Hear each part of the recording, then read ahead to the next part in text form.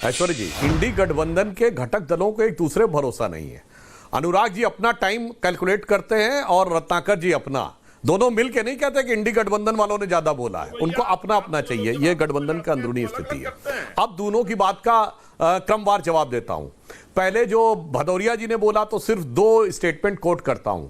अखिलेश यादव जी ने 2023 में, आपने मध्य प्रदेश का नाम लिया, मध्य प्रदेश चुनाव के समय, यानी केवल 1.25 साल पुरानी बात है, ऑन एयर ये बोला रैली में, कांग्रेस के लिए बहुत चालू पार्टी है ये कांग्रेस। बोलिए, वीडियो अवेलेबल है, दर्शक जाके चेक कर सकते हैं। और कमलनाथ जी ने क्या बोला, अखिलेश वखिलेश को हटाओ, गठबंधन में रहते हुए। गजब का भाईचारा था ना आपके बारे में, जो यहां के आप लोग ये भाषण देने का प्रयास करते हैं। अब आइए, मुलायम सिंह यादव जी का वीडियो अवेलेबल है। कांग्रेस बहुत खतरनाक पार्टी है, ये सीबीआई यूज करके जेल में डाल देती है। अमर सिंह नहीं होते तो मैं जेल चला जाता, प्रेस कॉन्फ्रेंस में बोला हुआ वीडियो अवेलेबल है। बस अब आपके दो सर्वोच्च नेताओं का बोल दिया, बाकी आप जो भी बोलना चाहें बोले, दर्शकों को सारी बात समझ में आती है। रत्नाकर जी को मैं धन्यवाद देना चाहूंगा कि उन्होंने इस बात को स्वीकार किया कि कांग्रेस ने किस ढंग से चौरी चौरा कांड में हिंसा के कारण रोक दिया था। तो मेरी बात साबित हो गई कि आज हिंसा का खुलेआम समर्थन करने वाली कांग्रेस पार्टी उस विरासत का कोई उत्तरदायित्व का वो नहीं रहती। और मैं स्पष्टीकरण कर दूं, मैंने 1920 में अध्यक्ष रहे लाला लाजपत राय बोला था, ताकि ये वेरीफाई हो सके कि अध्यक्ष स्तर के व्यक्ति ने आपके बारे में बोला था कि ये जो हुआ है वो हमारे लिए झटका है आंदोलन में, मगर नेतृत्व का ऊंचा। और एकमात्र कांग्रेस अध्यक्ष हैं जिन्होंने लाठियां खाई हैं और उनकी डेथ हुई। था कांग्रेस अध्यक्ष स्तर का एक नेता स्वतंत्रता आंदोलन में ना अंग्रेज की गोली से मारा गया, ना अंग्रेजों की फांसी चढ़ा, ना अंग्रेजों की लाठी खाया, ना काला पानी गया। इसलिए मैंने लाला लाजपत राय का, बहुत अच्छा किया आप चलते हुए सीधे ट्रैप में आ गए। अब मैं दूसरी बात बताना चाहता हूं, जहां तक पेपर लीक की बात है, हमने तो पेपर लीक के खिलाफ सख्त कानून बनाया है। हमारी सरकार वो नहीं कहती है कि 2 दर्जन पेपर लीक होने के बाद राजस्थान में आपके मुख्यमंत्री अशोक गहलोत जी क्या बोले थे, मैं जादूगर हूं, मैं पता लगा लेता हूं कि कहां से पेपर लीक हुआ है। इस ढंग का हास्यास्पद निंदनीय बयान पेपर लीक के बाद जो आपके मुख्यमंत्रियों ने दिया, वो हमने कभी नहीं दिया। और अंत में मैं कह दूं भाई साहब, मैंने एक फैक्ट गलत बोला हो कांग्रेस के विभाजन पे, 67, 79, 95, 96 और आज एक लाइन में कहूं, जब जब सत्ता छूटती है तब तब कांग्रेस टूटती है। कांग्रेस के लिए कहावत है, आज जितने कांग्रेस के घटक हुए, आज मैं पूछना चाहता हूं, ममता बनर्जी कांग्रेस में ही तो थी, जगन मोहन रेड्डी कांग्रेस में ही तो थे, कहां चले गए? अलग अलग पार्टी बना के चले गए कि नहीं? इसीलिए कांग्रेस के लिए कहा जाता Congress S, Congress O, Congress R, Congress U, ये सब कांग्रेस के नाम थे ना। कांग्रेस टी, कांग्रेस तिवारी, कांग्रेस तृणमूल, कांग्रेस वाईएसआर, कांग्रेस मैं, कांग्रेस तू, कांग्रेस आई, कांग्रेस गई। भाई साहब सबको पता है, इसमें कोई नया बात बताने की बात नहीं है। आप जितना भी ढकना छुपना चाहें, सत्ता के लिए लड़ लड़ कर कैसे टूटते रहे हैं वो सारे के देश को पता है। इसलिए आज के मुद्दे पर अगर आप बात करें तो मैं सिर्फ एक बात कहना चाहता हूं रत्नाकर जी, आज महंगाई की दर कितनी और विकास की दर कितनी है और बेरोजगारी की दर बता के जाइए। रिलैक्स, ओके सुधांशु जी, नहीं अभी आप रिलैक्स। संजीव झा आम आदमी पार्टी, वो शांत है भाई, वो भी हारे हैं, वो भी तो इंडी गठबंधन के दूसरे लोग मौका दीजिए भाई साहब। तो वो देना नहीं चाहते हैं ना, खुद ही है। संजीव झा आम आदमी पार्टी निकालने का मौका, राजन जी आ रहा हूं, संजीव झा, राजन जी, संजीव झा देखिए हाँ झा जी, देखिए मैं सुधांशु जी को सुन रहा था। सुधांशु जी इतिहास की बात कर रहे हैं, सुधांशु जी वर्तमान की बात कर रहे हैं। पहले तो मैं कहता हूं कि इतिहास में ना जाइए, इतिहास में अगर जाएंगे तो फिर आप पे मुखबिरी का आरोप लगेगा। फिर ये भी आपको कहना पड़ेगा कि ऐसी परिस्थिति कौन सी थी जो मुस्लिम लीग के साथ सरकार बनानी पड़ी थी आपको। तो मुझे लगता है कि इतिहास में अगर झांकेंगे तो फिर आप एक्सपोज हो जाएंगे। दूसरी बात, आपने ये कहा कि हम भी चुनाव हारे हैं और अभी वोट एडिशन डिलीशन की बात हो रही थी। चुनाव हारे नहीं, चुनाव हराए गए हैं। मैं एक ही विधानसभा का बात कहूंगा और इस बात को हम चुनाव से पहले भी कहते और आज भी कह रहे हैं। और ये कह के मैं साबित करना चाहूंगा कि किस तरह से चुनाव आयोग आज एक पक्ष का संस्था बन के रह गया है, वो निष्पक्ष नहीं रहा। नई दिल्ली विधानसभा में अगर आप लोकसभा से विधानसभा तक के बीच का अगर आप गैप देखेंगे, 58,000 वोट काटे गए। आपको ऐसा सुन के आश्चर्य होगा कि जब वोटिंग डेट अनाउंस होने के बाद, नॉमिनेशन के बाद फाइनल जब लिस्ट आता है ना, फाइनल लिस्ट में एक बूथ पे 600 वोट काटे गए।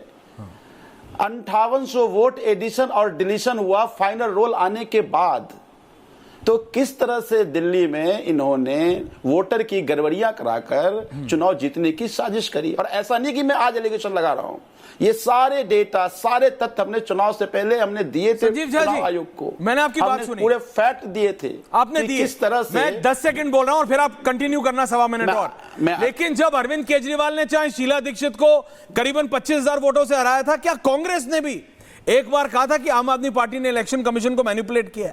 आप दिल्ली में जीतते रहे, बीजेपी देश में जीतती रही, देश में नरेंद्र मोदी का डंका बजता रहा, लेकिन दिल्ली के विधानसभा चुनाव में आम आदमी पार्टी जीतती रही। हाँ या ना? हाँ ना? क्या बीजेपी के एक भी नेता ने यह कहा कि ये लोग इलेक्शन, बिल्कुल हाँ, ये लोग ईवीएम दिल्ली में आके कुछ साइड है इनका, कुछ साइड किक सेटिंग है इनकी, ये लोग दिल्ली में सेटिंग कर लेते हैं। जब आप जीत रहे थे तो वो इलेक्शन कमीशन ठीक थी, जब आप हार गए तो वही इलेक्शन कमीशन, वही रिटर्निंग ऑफिसर, वही मशीन जो आपको जिताती थी, वही झाड़ू जो बीजेपी के कमल के फूल को साइड कर देती थी, तो तब ठीक था। जब हार गए, कोई भी बटन दबाओ कमल ही दबता है। It doesn't make sense. अब मैं बोलूं? प्लीज बोलिए क्विक, और फिर मैं बोलूं? बोलिए। अच्छा, आप बोलने दीजिए ना मुझे। हाँ तो बोलिए ना। मैं यही तो कह रहा हूं कि क्या 3 चुनाव हमने जीता, और मुझे लगता है आजादी के बाद में आज तक पहली बार आम आदमी पार्टी ऐसी थी, लगातार 2 चुनाव में 50% से ज्यादा मत मिले। यही तो मैं कह रहा हूं। इन्होंने तमाम आरोप प्रत्यारोप लगाया, इन्होंने क्या क्या नहीं किया, सबोटेज करने की कोशिश करी, दंगा कराया दिल्ली में, लेकिन चुनाव नहीं हरा पाए। फिर लगा कि चुनाव हराना है तो जब तक हम वोटिंग में सेटिंग नहीं करेंगे चुनाव नहीं जीता जाएगा। मैं तो आंकड़े दे रहा हूं, मैं आरोप नहीं लगा रहा, मैं आंकड़े दे रहा हूं, मैं बूथ नंबर बता रहा हूं। बताइए, एक बूथ पे 600 वोट कट जाना, 3 साल में 58,000 वोट कट जाना, मैं तो सारे डेटा देके बता रहा हूं, मैं आरोप तो नहीं लगा रहा हूं। ये भी है क्यों नहीं 2022 में भारतीय जनता पार्टी 4 राज्य जीती थी। अरे अगर 4 जीत रहे, संजीव जी समझिए ना, कब तक फटाबाज आप बजाएंगे? दशहरा आने वाला है, वैसे आप बात नहीं समझ रहे। बारिश आ गई है, लोग वैसे ही परेशान है, सारे रावण भीग गए, आप उसी बात को बजाए जा रहे हैं। आप बात समझिए। नहीं, ऐश्वर्या की बात नहीं है। 2022 में उत्तराखंड कौन जीता, यूपी कौन जीता, गोवा कौन जीता? आप मेरी बात समझिए। अगर इन्हें करना ही था तो पंजाब भी हरा देते हैं आपको। कैसे जीता गया दिल्ली? कैसे जीता गया दिल्ली? कैसे जीता गया? मैं आप सुन लीजिए ना। अब जब मैं फैक्ट की बात कर रहा हूं तो आप डेविएट कर रहे हैं, फिर डाइवर्ट हो रहे हैं। है? मैं केवल यह कहना चाह रहा हूं कि भारतीय जनता पार्टी वोटों की चोरी कर रही है। ये हमने तो मैं भी तो यही कह रहा हूं माननीय विधायक जी, पूर्व या प्रेजेंट। दिल्ली में हम सबूत देकर दिखा रहे हैं।